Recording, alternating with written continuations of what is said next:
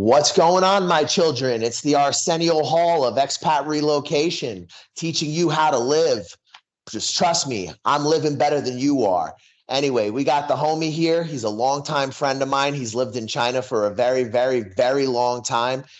We met in China, when I was out there as a prospective teacher. I ended up coming back to Vietnam because I don't like living in a horrifying police state. And, I just like the Vietnamese food a lot, right? So, but he stayed. China became his focal point.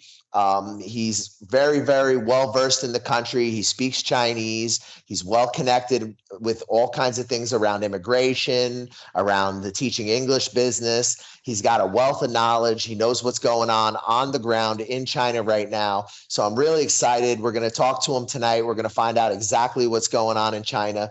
For obvious reasons, we're going to hide his identity. We're also not going to tell you what city he's in China, because we want to protect anybody who's doing any kind of, show with us. And we don't want the responsibility of him ending up in some kind of fucking gulag. So we're good to go on that. So he's well versed on China. He's been there a very long time. He knows what's going on the ground. And I'm really excited to get the inside scoop on what's really going on out there, because it was getting a little crazy there with this rolling endless lockdown thing that they were doing for a while. And I was in Vietnam through the entire pandemic. I've been mostly around Eastern Europe and Southeast Asia since these countries have begun to reopen.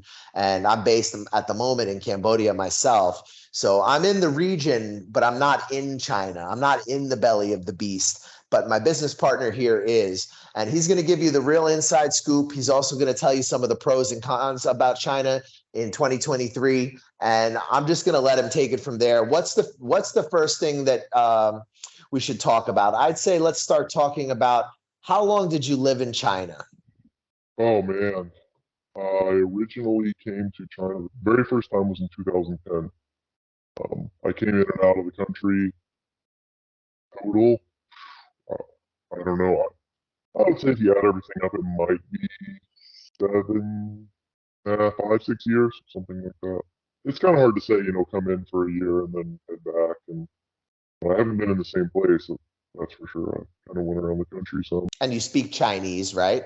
Yeah, I do. That's kind of one of the main reasons I originally came here, is because I wanted to learn Chinese. Has nothing to do with what I went to school for, but yeah, I really like it here. It's easy money. I mean, that's kind of the big thing. I'll say right now, I work 10 hours a week, and that is enough for me to live a pretty good life right now. I'm able to save money back every month. I would say I live in maybe the top 10% of this city. If you go to like the outskirts, kind of get away from the big city, everybody's, I wouldn't say homeless, but they live a pretty rough life. Here in the big cities, it's pretty nice most of the time. You're not going to make quite as much money as you did before. Well, that's kind of another topic. I guess we'll get into that. But yeah, I mean, it's good. It's still good. I don't have any complaints. There's like pre-COVID rules, post-COVID rules, and everything kind of changed. Just because the lockdown ended, it didn't all go back to normal. So you're not able to, I would not suggest that you come in with a travel visa, work, and fly in and out every 60 to 90 days, depending on your visa. I would absolutely not do that. You're going to get in trouble doing that now. Before, that was possible. It's not anymore. Whenever I came back into the country a month ago, something like that, I came back in. They pulled me out. Oh, there's an American. What's going on? Oh, there's a white guy. And you come in for questioning. If you don't have the proper paperwork or the right visa, you're going to get questioned probably more than likely, no matter what, you're going to get questioned. If you're flying in and out of the country, they're going to know what you're doing. They can look at your bank account. It's too much of a hassle to do that now. It's just too much. So nowadays, people who are going to be looking at China as a place to teach or to work, they're going to need to have all their documents. Do you know what that process was like? Because you just did it yourself. Can you tell them a little bit about how your process worked or how it might work in other circumstances? Yeah, absolutely. The current visa I've had multiple resident permits. This one took a lot longer than what I've done before. All my previous visas it was pretty quick, pretty easy. This one, I don't know why it's a little bit slower. It could have been because I started doing this right whenever COVID kind of came to an end. You've got to have a degree. You've got to have a certain certificate, depending on what your degree is. You need to have 2 years experience. There's a lot of ands and ors and buts about it. You know, if you're, which country are you coming from? Are you sending off your paperwork to the embassy in Chicago, or are you doing something in Washington? Even though you're an American, depending on which embassy you're going to be sending your paperwork to, they have different requirements, which is ridiculous, but that's kind of what it's like. And once you get here, you have to go to I don't know, I call them a police station. That's kind of what they all look like, but you'll have to come in here, and then if, depending on what kind of visa you have, they'll have to process everything you've got. You'll have to have original documents. It's a mound of paperwork, really. I think I had 42 pages of paperwork in order to get this my current legal work visa. Everything I have though is not exactly true. There's depending on what it is, there's a few workarounds with things. I do know people that do not have a degree that have found some workarounds. Some of it's a little riskier than others. For what I've done, which I don't exactly want to say, one of the reasons why I don't want anyone to know, I've got a pretty good setup here. So some of the paperwork, if they're trying to figure out your previous work history, even though I'm not in the country, they can look over my paperwork, and if they want to double check and call to see if it's legit, I've got people that answer the phone and will read off what I say, and they'll tell you, yeah, this is so and so, this is what he does, and all that BS. I've got that set up, and as of 2 days ago, it's working perfectly. No issues, anything on my end at all. So this is definitely something we can consult people on. If you're thinking about coming to China and maybe you don't have specific documents, or you're trying to figure out a different way of getting into the country, we have a couple different ways that we can facilitate. Is that right? Yeah, absolutely. Depending on what you want to do here, there's a lot of different. There's still a lot of opportunity in China. If you want to come here and work ESL, that's what everybody's usually wanting to do, because it's you sit around and talk to little kids and get paid pretty well. Yeah, absolutely. If you do not have a degree, we can get you in here. If you do, but you don't have, I don't know, you don't have work history. If you've got to do a background check. If you have some kind of, I don't know, had some kind of legal issues in the past, I even know a workaround we've got with that. So if there's anything on your background check, these FBI background checks, if you have a DWI, you're not getting in the country. But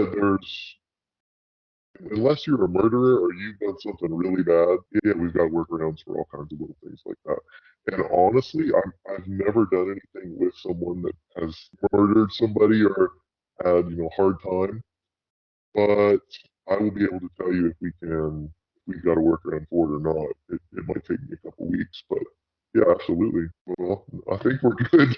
We're good on everything. There might just be a little hoop or whistle to get around some of it, but yeah, anything we can get you in the country, no problem. Now, when they're in the country, what are the visas that are common that people are using and staying long term on now? And what are some of the workarounds in relation to that? Okay, so during COVID, when there was a few laws that changed, if you keep up with any of the news going on with China, China has an aging population. So, every grandparent, they've got one kid. Well, almost. You're going to have a series of grandma and grandpas, and they're all sharing one kid, right? Because of this one child policy, it's trickling down, and now got a bunch of retired or people that should be retired, and not enough children and not enough in the workforce. The number one visa is your Z visa, of course. It's the hardest one to get. You might spend 6 months getting it. You might spend, I don't know, maybe less. It might cost you $5,000 to get it. If I told you how much money it cost me to get in and out here, to be in the country when I did, it'd probably blow your mind. It's not cheap. There's a student visa you can come in here, which, depending on who you know, that can be a good or bad thing. A lot of the old schools before, you could just sign up to.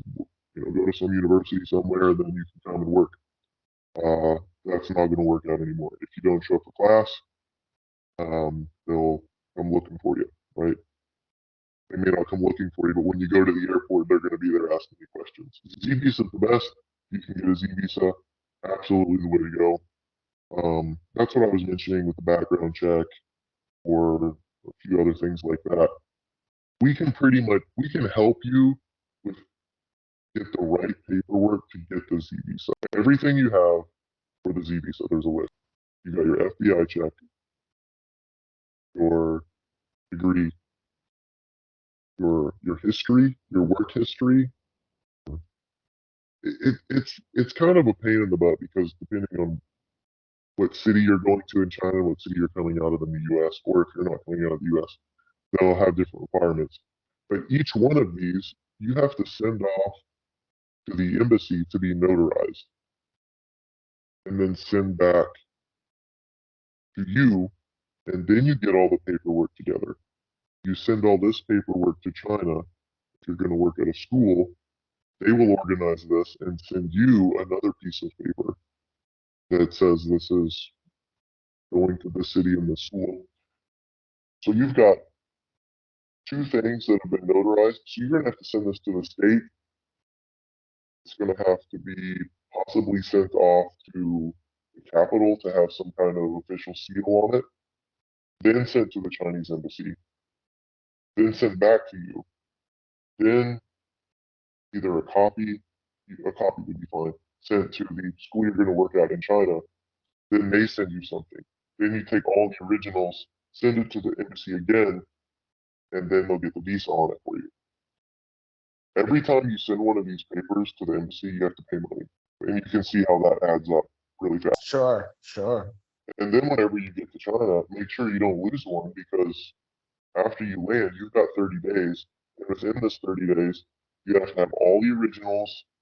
There's a few other things the school has to get ready. Everybody that's been in the country has probably had to do this. You have to go and do this stupid hospital check, which is over 400, like 500 RMB now. Used to be 200. Anyway, yeah, make sure you don't have any STDs or AIDS or, check your blood pressure and all that waste of money stuff.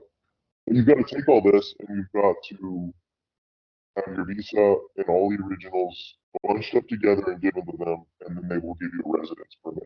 You've got 30 days from the time you land. So you've got to have everything ready when you get there. I mean, you should have everything ready. You just went through the whole process in the U.S. It's just a hassle. It's just a lot of work. If you want to come in without the Z visa, okay. So the benefits of the Z visa: you're working there legally. If the police come and check the school you're working at, which they do, believe it or not, if they walk in on you, you're legal. You're not going to go to jail. I have 4 people that have went to jail for working in China illegally on the wrong visa, which blew my mind. Usually it's a day or two. One guy was there for over 30 days because he wouldn't tell the agent, the guy that sent him to jail, wouldn't tell them who he was. Blows my mind he got sent to jail for ESL. But if you have a Z visa, they come check everything's legal, no issues. That's kind of the big benefit of the Z visa. That's why I went through this huge hassle of doing all this paperwork. I would say a majority of my friends here in this city, I'm going to say 50% do not have the Z visa, and they are all working as ESL teachers. So depending on what school you're going to, it's not a big deal. But during everything in COVID, I mentioned earlier the aging population. The government's kind of flipped everything, and now they want everyone to have as many kids as possible. I may not be saying that directly, but I think they're pushing for 3 kids. They're suggesting 3 kids. That means, okay, so because there's only a few kids, I mean, you can kind of guess supply and demand. There's not hardly any white people here. So if I teach an English class, I'm going to charge, $400 or $500 an hour. So we're looking at $70. That's great. But the government doesn't want everybody paying all these foreign teachers all this much money. So they started shutting down some of these English schools. They shut down a lot. I got here, I don't know, 3 years ago. English schools everywhere, ESL everywhere. Not anymore. You don't see them like you did before. So now, if you're going to come and teach English, the schools are kind of for income. I won't say it's regulated. The students can only pay a certain amount of money into the school. Yeah, but as soon as I got here, I know a lot of people around here, right? I'm just getting phone calls like crazy from parents. Come teach my kid. Come teach my kid. Dude, your kid's like 18 months old.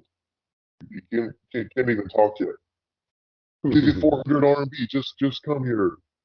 So now, kind of the big thing is if you want to make money, it's to come here and do one-on-one stuff. Have them come to your house, go to their house. That's less hours, more money. That's kind of how you can do it. I'm not even doing that. I'm just working 10 hours a week in this crappy school, and I'm making enough money to make it without any big issues. But yeah, if I want more money, I just pick up another kid and make another 400 RMB an hour, whatever I can get out of them. One thing that I noticed, and this is on the Vietnam side of things, is we've had some customers come to us looking to get Chinese business visas. And now Vietnam is requiring that if they're going to get a Chinese business visa while in Vietnam, they need to be in Vietnam on a business visa. So it seems like all these countries on one way or another are starting to tighten up their system. Like Vietnam now is being more strict with the requirements. There are still a lot of employers that will hire teachers with no degrees, and there is still ways people are doing this, but just similar to China, not quite like China to the same extreme, but similar to China, they have definitely made things more difficult for people who are trying to work or operate in the gray area. It's been pretty strict since the end of the pandemic, and now there's some talk of them bringing in a 3-month tourist visa, but policing it heavily so that people don't utilize it to live in the country or work in the country illegally. Now that you've been back in China, do you feel like the vibe is very anti-foreigner? Is it uncomfortable in China? You speak the language, so you know what people are saying. I thought it was going to be a little more like that, and from what I had seen on like Chinese internet, I thought, wow, things have shifted. This isn't gonna be quite as awesome as it was before. I even saw on WeChat a Chinese person thanking the Chinese government for protecting them during COVID. And I saw that and I'm just like, wow, um, that kind of blows my mind. And I wasn't hearing of anyone really complaining about being stuck inside during COVID. I've asked a ton of people, hey, is it just terrible? Because I wasn't here during the heat of COVID. I was here in part of the beginning, and then I left. I was, don't know, but whenever I got here, it's not quite like that. From what people say, sending messages and what they're going to tell you in person is definitely not the same. For the first time ever, some of my Chinese friends have actually said bad things about the Communist Party to me. And if you know the Chinese culture hardly at all, if the Chinese people are among themselves, they'll talk bad about the Chinese government. They'll complain about it. But if you're not Chinese, they'd never say anything bad about the country because it's going to make them look bad, or at least that's kind of how they're raised. The communist powers. I don't want to say brainwashing, but it really has a big impact on how they want to speak about their country. So yeah, hearing somebody tell me that they were upset about their own government, I was shocked.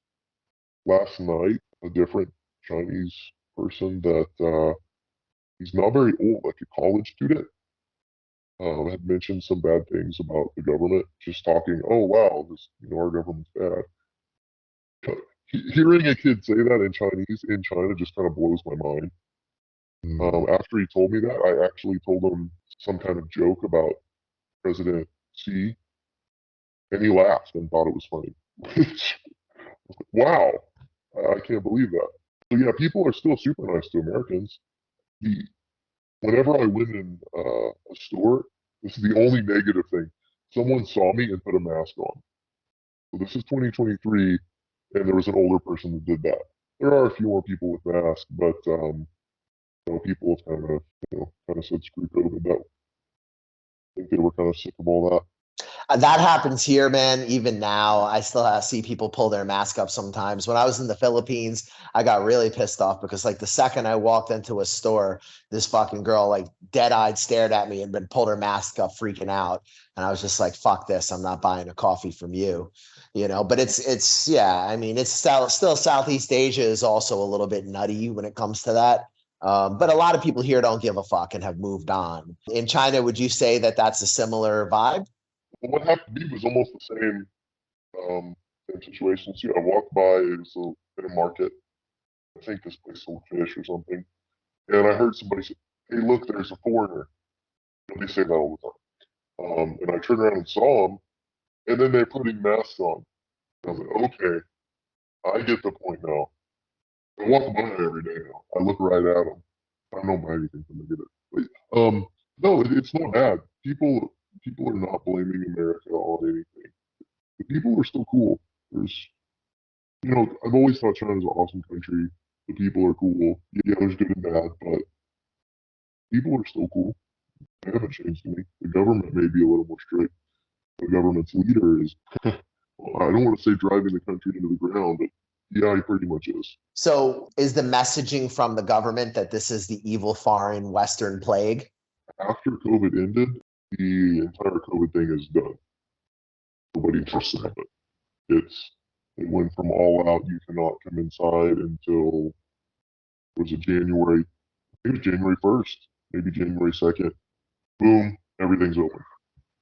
This is something that's a little wild. I had one of my other friends coming back into the country. She was wanting to come in as soon as possible, so she didn't wait until January. She didn't wait until everything opened. She came in at the end of December. Well, whenever she landed, she had to go into quarantine for 2 weeks. After that first 3 or 4 days, COVID was over. So everyone coming into the country was free to go. You don't have to quarantine anymore. But she was in quarantine. She had to stay in quarantine for those full 2 weeks. Ridiculous. But it doesn't surprise me, man, because we legally helped hundreds of people come to Vietnam as experts during the pandemic. And there was periods where the quarantine became as much as 3 weeks. Wow. Yeah. And like towards the end of the pandemic, there was a lot of crazy stuff going on in the city also. I left right before the worst of it, but it got very, very bad shortly after I moved to Eastern Europe. I was there through the majority of all the lockdowns, pretty much the whole thing. And then there was a large national election and an anti-corruption wave has been spreading across Vietnam. So there's a lot of difficulties around things with immigration and just general bureaucracy is a fucking disaster at the moment. So everything that you're saying now totally resonates with me. It's actually funny how similar it is in some respects. Can you tell us a little bit about some of the pros and cons right now to living in China in today, like in this time now? I would say, well, you've got to look at the cost of living. If you were in China 5 years ago compared to now, the cost of food is probably double. I would say whenever I came to China, I don't know, I'm going to say 2015, eggs were about 1.5 RMB per gene per half a kilo. And then pre-COVID, I think it got up to around 2 RMB. Now it's 5. Wow. So yeah, prices. Not all food. I mean, all foods went up, but maybe not quite as much as eggs. Yeah, the cost of groceries as well. I don't know how in the know you guys are with other events that's happened in China for the past few years, but with the housing market, um, the giant collapse of all these different companies, um, the houses are still probably the same price. Let's see. Okay, for an example, in an area that I don't want to mention, very nice area. The cost was around 3,000 RMB a month. Pre-COVID to now, the price of housing is the same. Okay. So that's a big thing. I mean, for me, it depends on how you kind of want to live your life, but half the money I spend is probably on my house. I would say maybe a little more on food. I don't drink and I don't go out partying. If you want to do that, I mean, you're still good. I said I live off 10 hours a week of work. spend about 4,000 RMB a month on my apartment. And I don't know, I make maybe 13 to 15,000 RMB a month. You know, for me, I'm super angry about it. My contract was not truthful, but I've got friends that are lawyers here, so I've been talking to lawyers about suing a training center. I've got quite a few connections with different people throughout the country for little stuff like this. But yeah, if you wanted to come here, just pretty much do whatever. There's a way in. There's always a way in. Just be ready. Things are a little more expensive. It's hard to gauge what's really going on over there. In the media, the West will make China sound like their economy is in complete ruin, and China themselves will make it seem like it's the greatest country the world has ever seen. How do you find the economy? Are people struggling? Are things okay? What's kind of the situation there? Well, I asked a Chinese guy about that last night. I would say he lives with his family. He's full-time job. He's graduated from university, good university. He doesn't make a lot of money. I ask him how the economy's doing. I mean, you'd ask a rich person, a poor person, you get different viewpoints. He said the economy is going great for Xi Jinping, but for us, not so good. That's what he said. Yeah, I do think the economy is suffering. The government's rebuilding stuff like crazy. They're always building, but they're going on overdrive right now in order to boost the economy. So they're trying to do something to recover, and I know it helps. It's helping some. China's opening up more than it was during the pandemic, so more people are coming. The economy is doing better. Even though I love China, I don't want to invest in China. I don't trust the RMB. I don't trust the Communist Party at all. But I do think in the next few years, the Chinese economy is going to it's going to improve. I really believe it's going to improve. Okay, that's interesting. It's good to know that we have legal resources as well in case one of the clients we help get into the country were to have any issues. You have resources that could assist them. Now, what about people who are not looking to teach? People who are looking to maybe go over there and do import export, or some kind of business with Chinese factories. Can we facilitate? Oh yeah, that's even easier. That's no problem. If you want to come in, depending on what kind of business you want to do, yeah, that's from the way you talk about Vietnam, which is something I don't know much about. It seems like you guys have a harder time in Vietnam and stuff like that than I would helping you out coming to China. The level of professionalism is going to vary a lot between China and Vietnam, and also the variety of things that are available. Like Vietnam will have certain products that it can specialize in. I think China has a broader range of manufacturing. We have contacts, guys. If you do decide to do some sort of import export, we can facilitate for factories in China. We also have contacts for shipping in the region. So I have contacts in Laos, Cambodia, Vietnam, Thailand, and we can try to figure out the cheapest way to get products to you logistically. So if that is something you're interested in doing, please do reach out to us on the Facebook fan page. If you're thinking about teaching English in China, please reach out to us on the fan page. If you don't have a degree, you can still reach out to us. The process is not going to be cheap, but there's always a way. And that's true in Vietnam too. So if you're thinking about teaching in Vietnam, please reach out to us. We're going to try to do a series here with my partner over here in China. We're going to do a couple different updates over a period of time and try to get his perspective on what it's really like in China right now. I feel like we covered a couple really interesting topics today just to kind of start off this series.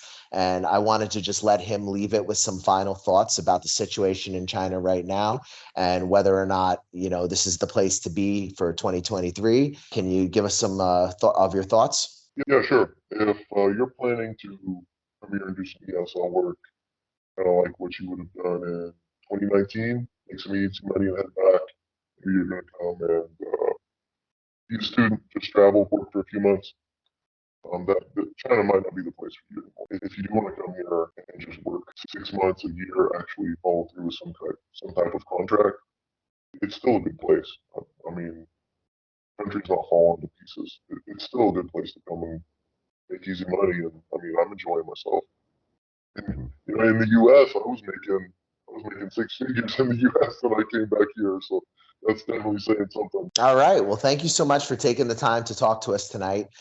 We don't know the next time we're going to shoot a video, but there'll probably be some new updates and new things that come to mind. So we'll try to do updates as frequently as possible for my friend. I don't want to put him out, but I think this is an interesting topic to get the inside scoop on what's going on in China. And like I say, guys, I always like to show you the positive and the negative. I don't want people going into a situation blindly or being naive. And I find a lot of times on the internet, a lot of the information that you can find is either bullshit, naive, or just these so-called experts who think they know everything and they really don't know what's going on in the country on the ground. My partner here, he's been living in China a long time, speaks the language, has business relationships in his city, has employment contacts, has legal contacts, has contacts within the government.